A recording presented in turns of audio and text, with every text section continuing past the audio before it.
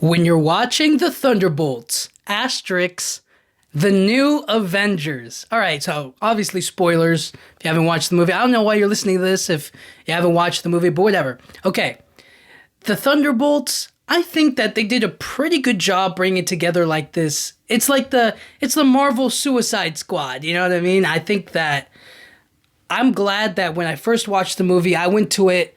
I didn't watch anything. I didn't watch no trailers. I didn't really care all that much about it. I didn't really dive in too deep on spoilers or potential theories and whatnot. Now, I think what they do with the movie is they really take the time for the characters to be with each other, and that's what I like. I like that they actually take the time for the characters to interact, to talk, to get to know each other. I think my favorite character in this movie is probably Yelena, and I think it has to be her because Florence Pugh, man, she just does a great job in the role. If Black Widow was her introduction, then this is her tour de force. I don't know, dude. It really feels like they did a great job making her the lead in this movie. There were so many different times where I was watching it and I was like, yo, I can't.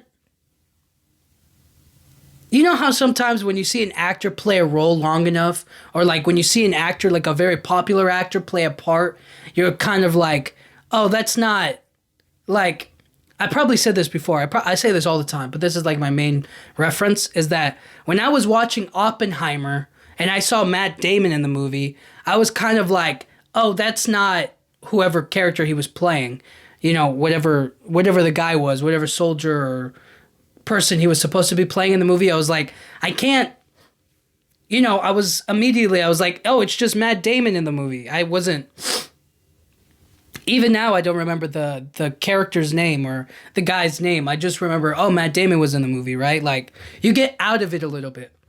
But with Florence Pugh as Yelena immediately in the movie, I was drawn in, you know what I mean? I wasn't thinking about any of her other characters or any of her other past works, or I wasn't even thinking about her in Oppenheimer. You know what I mean?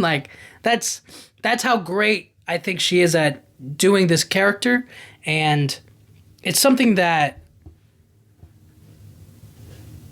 I really enjoy about, I guess, the Marvel movies, or about this movie in particular, is that she does such a great job playing this character. It feels real, you know what I mean? But I mean, not real in the sense that obviously she's a killing assassin and she's blowing up buildings and whatnot and getting away with it. I mean, it's real in the sense that I believe that character exists in this whole MCU cinematic universe or whatever. So anyways, I really enjoy the themes of, or the story, and how they talk about loneliness, how they talk about this group of renegades, this group of criminals coming together and having to work with one another and fight and overcome great struggles to survive. I think it was just really cool to see how all of these assassins go after each other and how they try to survive one another, and then eventually they realize that we have to take care of something else first, I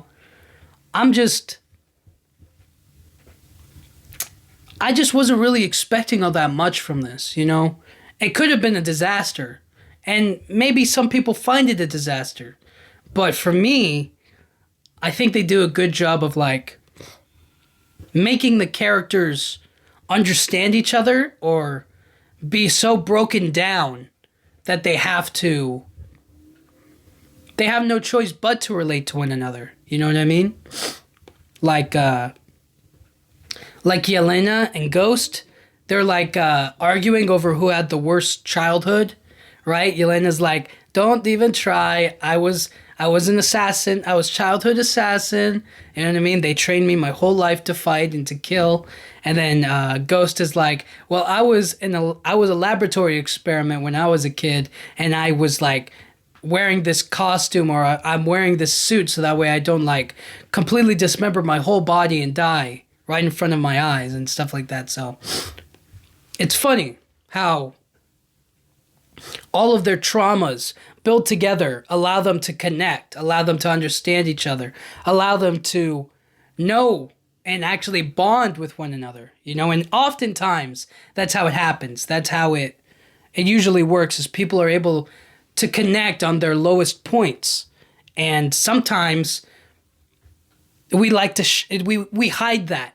We don't show everybody our deepest, darkest secrets or our deepest scars, because it's like, it's so personal and sad and wrong. You know, we see Yelena get a flashback to her first kind of kill as a Black Widow in the Black Widow training. She had to kill another little girl, and she feels huge guilt and remorse about it, you know? And then with Walker, we see that he's become so obsessed with, like, his failures or how he's no longer Captain America that he just, like, stops looking after his family. You know, he's just obsessed with his loss, his fall from grace, you know. He was Captain America. He was a veteran of war, you know what I mean? He was shown to be a shiny example of America, you know what I mean? He was held to the highest pedestal possible. And then it all came crashing down, and it was just a huge, I don't know, a huge disappointment. And it was really sad to see that and to feel that, but at the cost of his family, neglecting his family. He wasn't even looking after his son. He's barely a husband to his wife, you know? And so he did the only thing he could to, like, provide for himself and for others, is that, like, he has to become an assassin. He has to work for Valentina. He has to do things that he wouldn't normally do, you know? And it's such a disappointment to see. Obviously, I didn't want him to be Captain America, but at the same time, it's kind of like, these are the consequences, or this is what happens when you get put under the microscope and you're forced to be something or told that you are something, you know? I think it's something that's like a pain in the ass, you know, and everybody deals with it differently. And for him, he couldn't handle it, you know? And so all of them being able to connect, able to bond, able to, like, they all do the same job. So what led them down that path? You know what I mean? And I really like how they brought Ghost back, because she hasn't been in a movie since 2018 from Ant-Man and the Wasp. So it's been like 6 years in the making of her coming back. And I don't know how long they strung along the actress. Like, can you imagine in 2018, right? Like, Ant-Man and the Wasp, and they're like, you're the bad villain, but you don't die. You're going to live, and then we're going to bring you back in a sequel. And they're like, okay. And then Ant-Man Quantumania comes out, and Ghost isn't there. And so 6 years later, she comes back in Thunderbolts. 4 years after 2020, or was it 2020 or 2021 for Black Widow? I forget. I would say 2020, 2021. So 3 or 4 years later for Florence Pugh to come back. I'm not including Hawkeye. You know, just like time and time again, we basically just see that, like, these characters have been, like, pushed down into a box. You know what I mean? And now they're finally getting their time to shine. Who else is there? And they killed Taskmaster. What a waste of a character. I mean, when are we ever going to see? Taskmaster's never coming back again. Like, that villain is over. It's over. It's over. And I just, now, I wasn't a huge fan of Taskmaster in the Black Widow movie. I mean, obviously, Taskmaster is cool, and I think it's a cool villain, but the fact that they did what they did with Taskmaster, I don't know. I guess if we lived this long without it, it's not really that big of a deal, but it's disappointing, you know what I mean? They could have done so much more with the character, I guess, or I don't know. What really could they do with the character? I don't think there was any more room for growth for Taskmaster. That the girl that was inside the suit, she was already messed up. You know what I mean? Like, I don't know what kind of character development she could have, right? And she's not exactly the, picture perfect. Let's just say if you get a close up on her face, it's not going to be a pretty picture. You know what I'm saying? So I guess it kind of needed to be this way. And it was quite shocking. So they surprised me. I'm not like upset that the character's not a part of the Thunderbolts. I'm upset that the character of Taskmaster is like dead. You know what I mean? They're not going to, I mean, I guess they could make another one, but it's just kind of like, at that point, it's like, why not just keep the regular Taskmaster alive? Why even put them in the movie, you know? Anyways.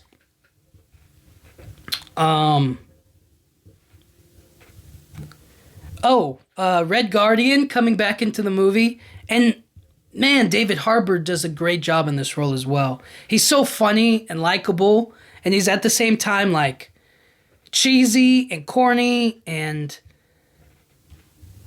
I think it's one of those things where he's so cheesy and corny that it's kind of like you like it. You know what I'm saying? Like, he's the one talking about like, oh, look, you brought a team together and now you can finally be a hero, like your sister Natasha, and finally get the role of a lifetime and get to fight bad guys and get to have some glory to your name. You know what I mean? Like I did when I was Red Guardian, I think that's really funny. I think that's really cool to see. And he serves as a good anchor for Yelena, One of the only people, scratch that, the only person from her past that really keeps in contact with her, used to, I guess. It's crazy. And I just really like the heart-to-heart he has with Yelena. I really like the heart-to-heart that he's able to connect with her, and finally have them,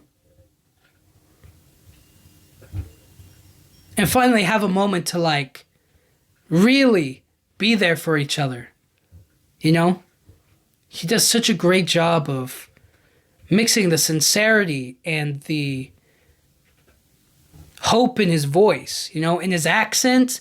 It all just carries very well.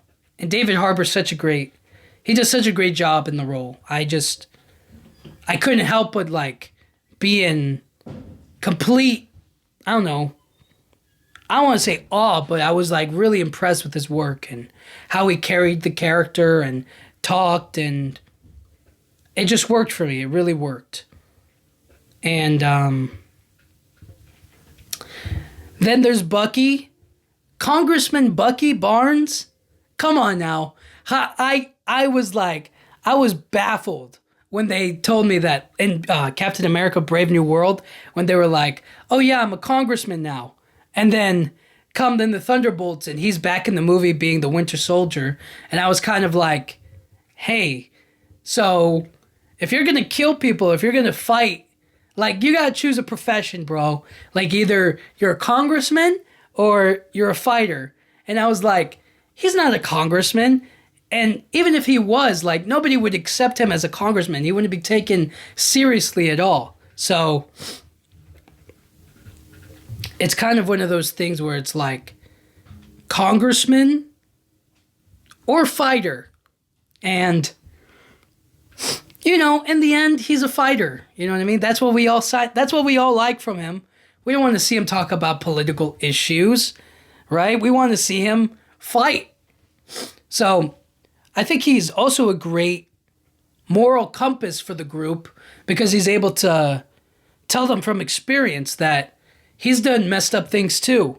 Things that he wasn't in control of. Things that torment his mind, that bother him.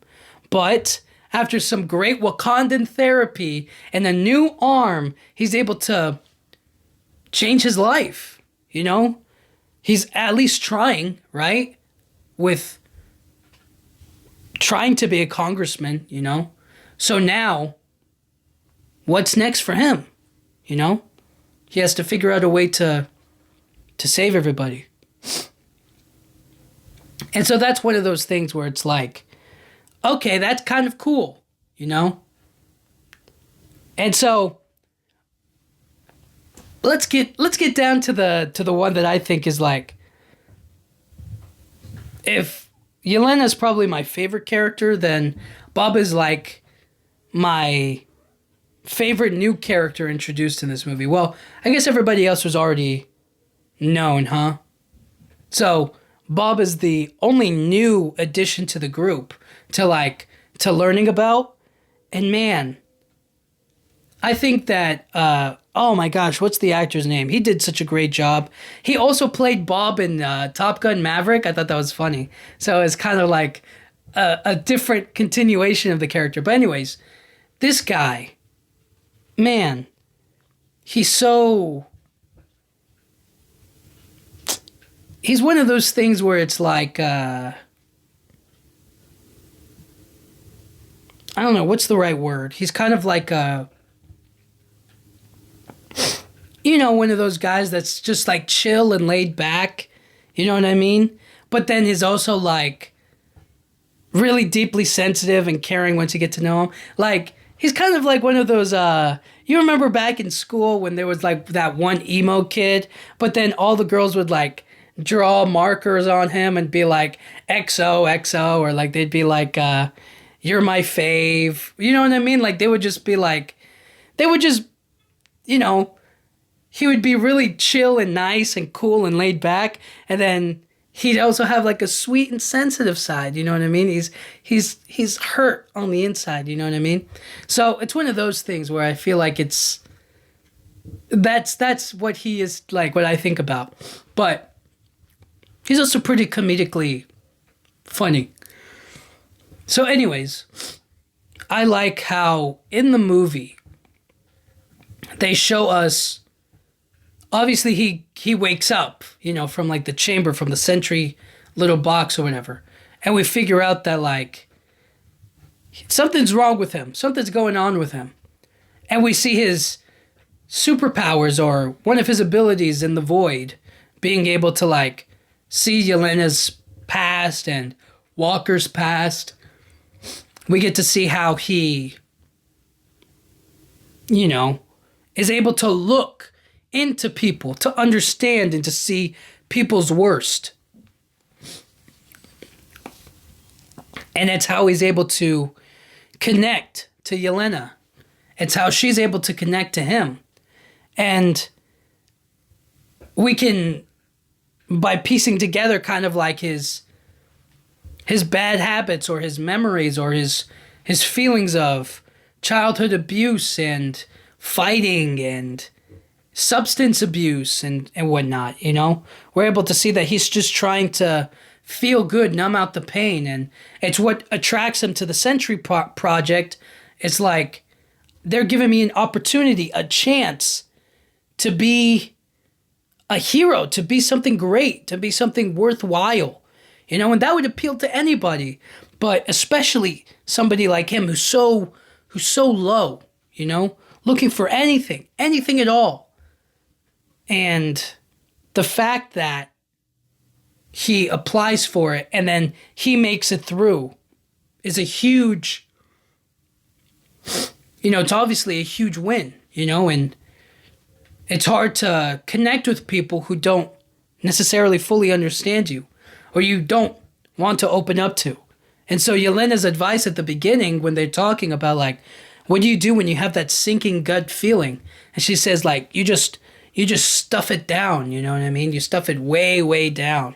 And there's just like, they have a little connection, but Yelena's able to see more than anybody that he's just like her, suffering on the inside, unable to connect with anybody, or being unable to really be who you are or what you want to be, or going outside of what's expected of you or what you think of yourself, you know? So there's a difference. And more than anything, I really like how they connect on it. I like seeing how Bob is like trying to help. I like how Bob is willing to sacrifice himself to help them, but also having the strength to resist them, you know, to resist force. Right? He took those bullets like a champ. You know, he sacrificed himself so everybody else would get out alive. He worked for it, you know? Well, he was given these powers and these abilities. And then Valentina exploits him, giving him purpose, giving him identity, giving him something to believe in, you know? If not believing in Bob, then believe in Sentry. Believe in your abilities. Believe in what I created and gave to you, you know? And then seeing the allure or the look on his face when he's like, hold on, I can do it. I can do it. I can control it. I can be Sentry, you know? We see that the little kid in head who wants mom's approval or dad's approval or love, you know? Somebody who wants to be loved and to be liked. You see that on his face and the desperation he has when he's like, I can do it. I can control it. I'm Sentry. I'm not just Bob, you know? And then we eventually see him fight the other Thunderbolts. We get to see how his power has corrupted himself, you know? He's not Sentry because he's Bob. He's Sentry because of his powers. And he's doing it for the wrong reasons. He's doing it for Valentina. He's doing it to be something great, you know? And so during the fight, we see that he's able to stop bullets and to melt guns and bend shields and punch and, you know, use telekinesis to like push people outside and then pull them back inside. Break this, break that. He can fly. He can do this. He can do that. He can take a hit. He can, you know, he can do anything. He's unbeatable. He's unstoppable. He can't lose. And so we see them try to retreat, and then we see Bob, well, I guess Sentry, turn against Valentina. We see the void then come out of him, you know? After getting defeated by the kill switch, I guess, the void comes into play and starts destroying everything. All of those feelings he stuffed down, all of those memories, all of those horrible feelings and moments, they come out to the surface, you know? After the best, or what was deemed, after all of his best qualities or the best things that are supposed to be about him don't work. After the facade dies, the real comes out, the real void. And he starts taking everybody down with him. He starts turning people into shadows. He starts sinking them into their own void, making them relive their worst moments and their worst parts of themselves. Yelena gets taken back to her first mission. She gets taken to her alcoholism and her drinking herself to death, you know? And then we get to see how none of that is indicative of who she is, you know? How she's able to overcome those feelings about herself to help somebody else, to go after Bob, you know? It's really cool to see that expressed, that she knows what she's done and she's able to move past it, you know? She's able to hate herself for it, that she's able to endure it. She was able to take the sight of her mission again. She was able to take in the sight of her drinking. And then she was able to actually get over it. She was like, all right, enough, Bob. Where are you? You know? She knows what's wrong with her. She knows her flaws. But it isn't about her. You know? This time it's about Bob and helping him out. And she gets to Bob and she sees all of the messed up things that he's been through. Seeing his family life, his meth addiction in that chicken suit, getting to see just how messed up somebody is, you know? And yet, she still tries to help him. Try to get out of the void, to help all of the other people there too. And then we see everybody else go after her, save her, help her. That was something that was really cool. That was a really important moment of the movie, was that, like, she's not the only one who wants to change. She's not the only one who wants to help. She's not the only one who's damaged and broken and having to go through messed up things.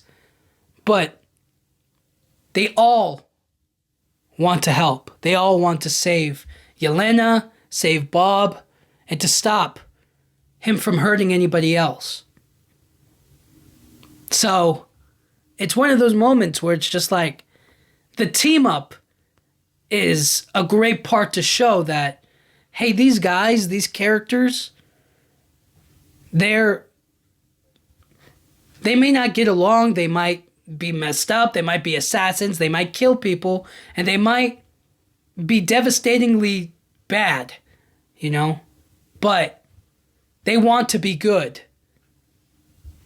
And so they're all trying. And that's what we see in the movie, is all of them are trying to be different than what they have been their whole lives, you know? So now, what happens next? They save Bob. They release him from the void. He comes back. All of the people come out of the shadows. They come back to life. And then we see Valentina scamming and scheming, and they basically walk through the curtain to reveal that they're the new Avengers. She has orchestrated or put together this plot for them to be the new team, a new Avengers. And with that, it's basically like just her trying to cover her own ass, just trying to be like, look what I created, look what I brought about.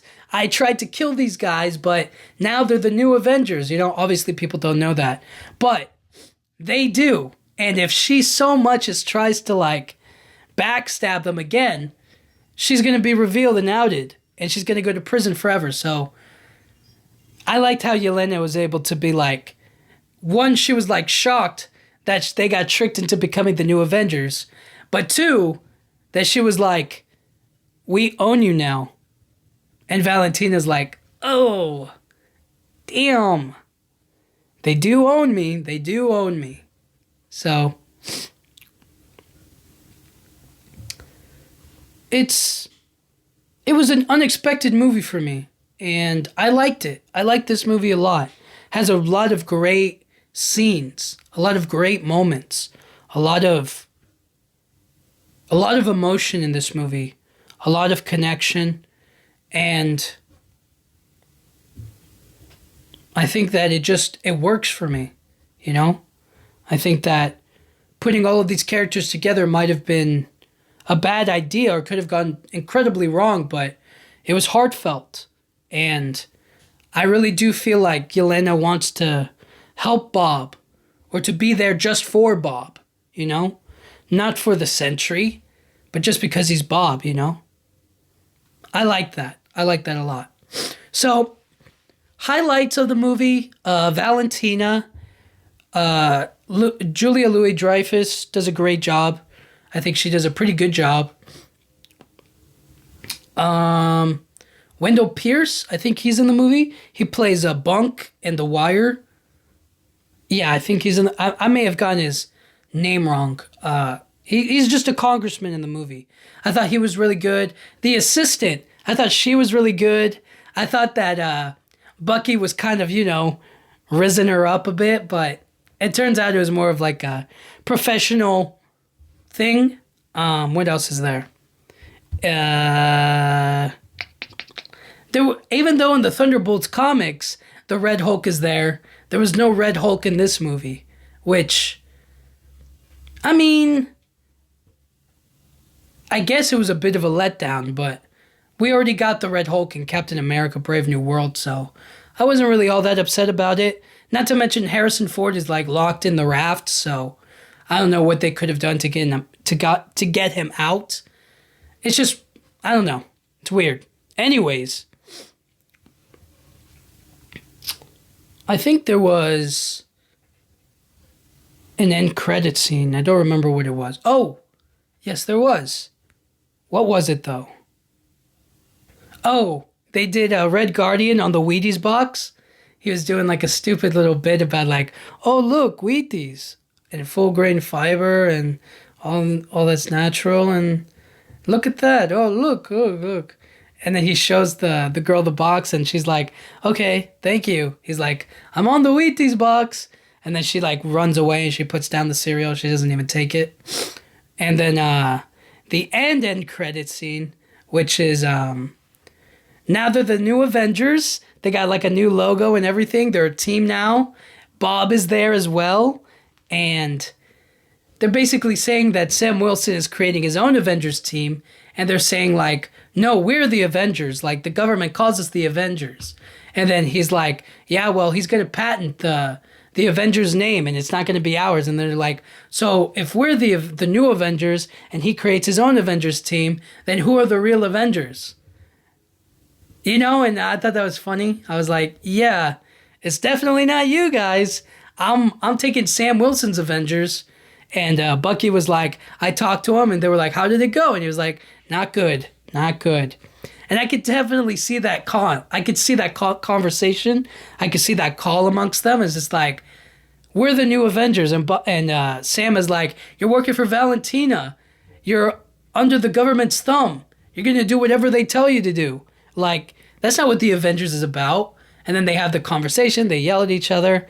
And then Sam is kind of like, I'm putting together my own damn team.